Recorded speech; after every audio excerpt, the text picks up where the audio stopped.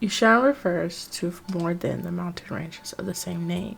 Viper Ning was born and raised in Yushan and never left the area. Not that is, until she became the maiden of the Yushan Whisperers.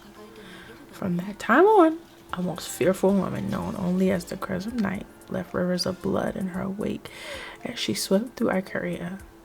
There was one thing that Viper Ning, blind blade master of West Yushan, wished to do.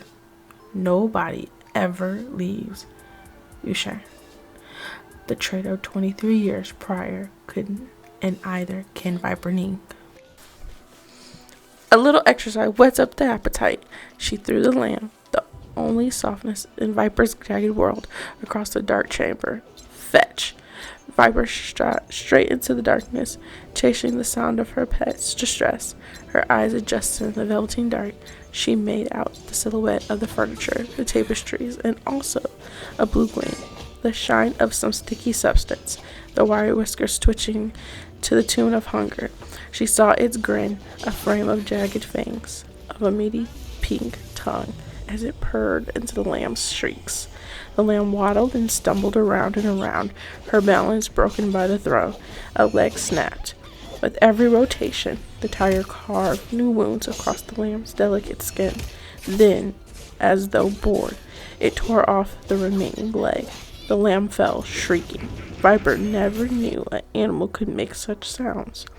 Something warm and wet slid down the inside of Viper's leg. The smell of ammonia caught her beast's attention, and the blue of its gaze pierced her fear. It prowled towards her, then lowered its muzzle only inches away from her. She fixated on the tiny thin hairs jutting out of its velveteen nose, the steam of the creature's breath.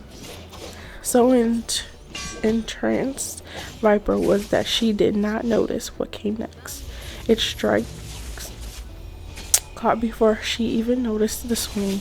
She barely registered the pain, only felt the coldness of the floor against her cheek and the throbbing snug into her skull. Though the mess of her greasy hair, she could see her lamb's little hooves still alive. They twitched, tapping on its own funeral dirge.